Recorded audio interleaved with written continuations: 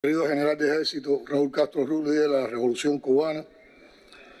querido presidente Lazo, queridas diputadas y diputados, distinguidos miembros de la Comisión Redactora de la Ley. Yo quiero compartir algunas consideraciones sobre el contenido de la misma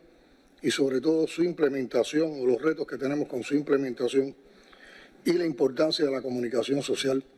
para nuestro país y para nuestro proceso de construcción socialista. Pero antes quisiera expresar, bajo la influencia de lo que hemos estado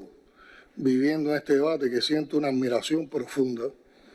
por las jóvenes diputadas y jóvenes diputados que nos han ofrecido hoy aquí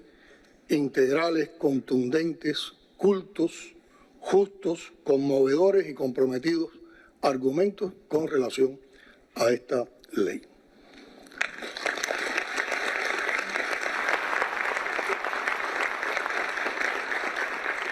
La ley, como aquí se ha expresado, representa un primer paso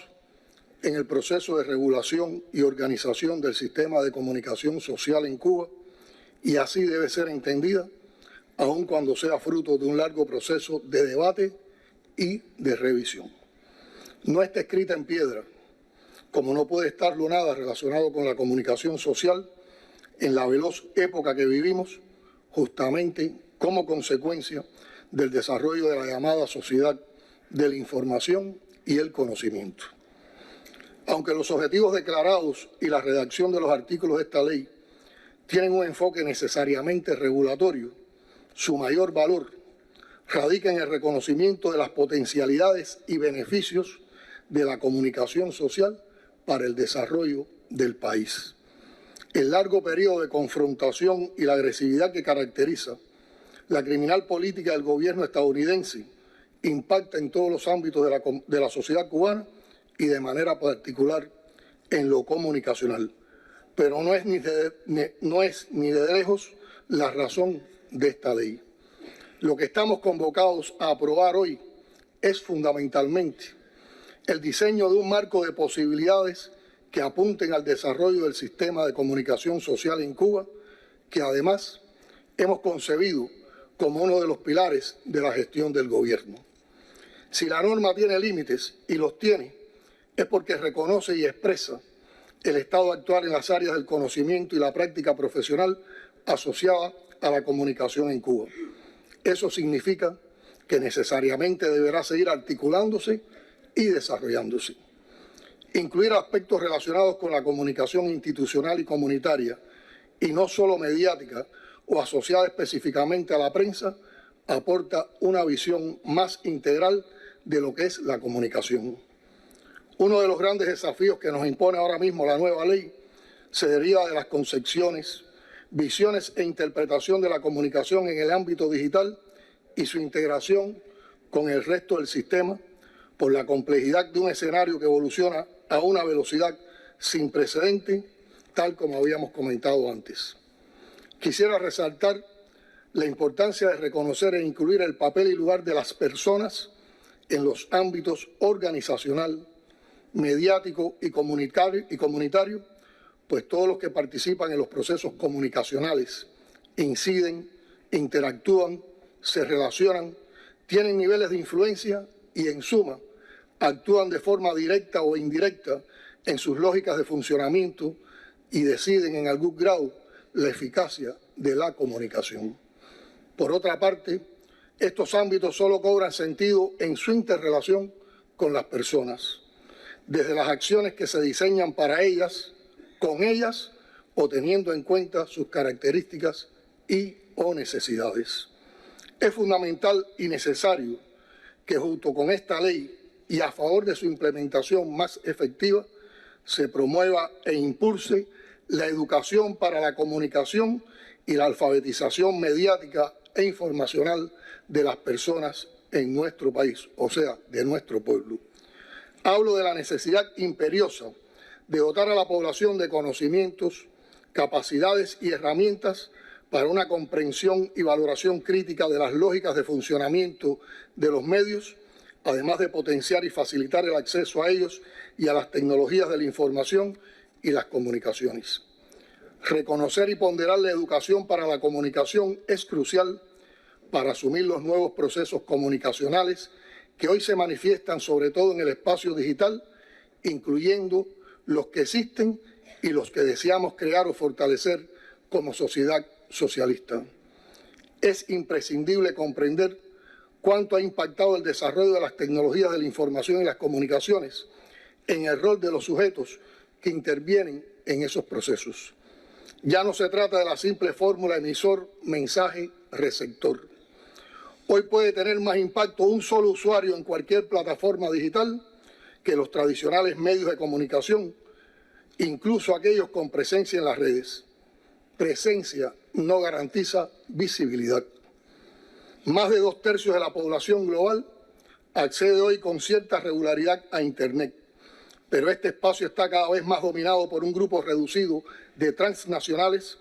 que a través de plataformas, servicios, sistemas han logrado captar el tráfico y la atención de prácticamente todos los usuarios.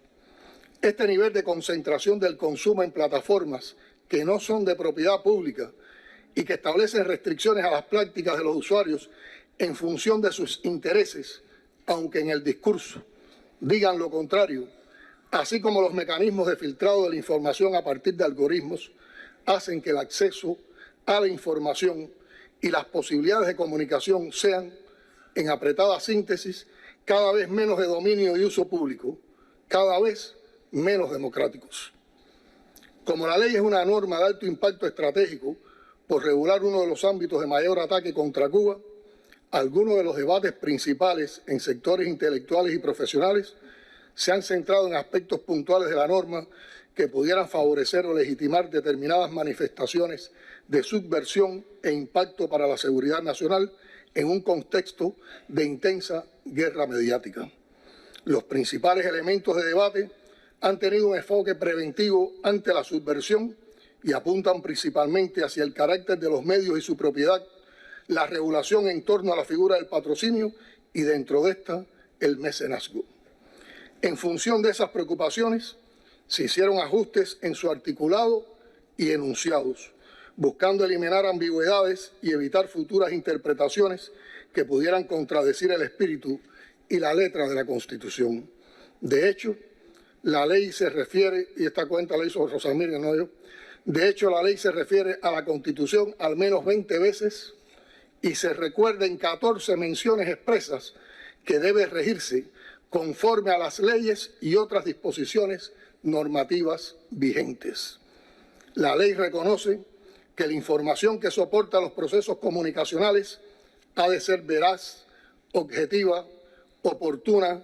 actualizada, verificada y comprensible. Estos son principios básicos. En cuanto a la comunicación en el ámbito organizacional,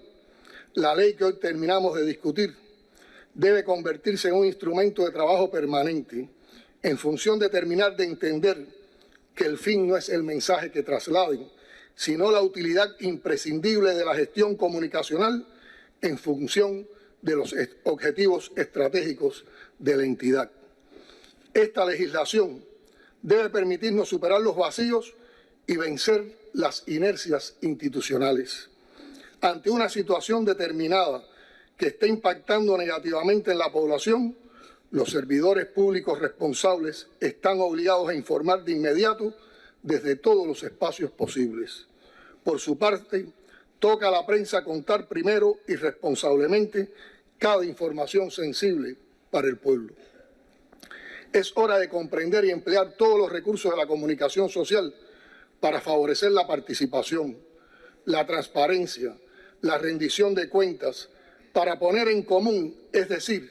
unir todos nuestros conocimientos en función de extraer las mejores ideas, articularnos y generar consensos. Vivimos en un país estructurado y organizado, donde se trabaja mucho para resistir el embate de un acoso hostil y asfixiante, siempre empeñados en seguir adelante hacia un mayor bienestar social. Compete fundamentalmente a la comunicación social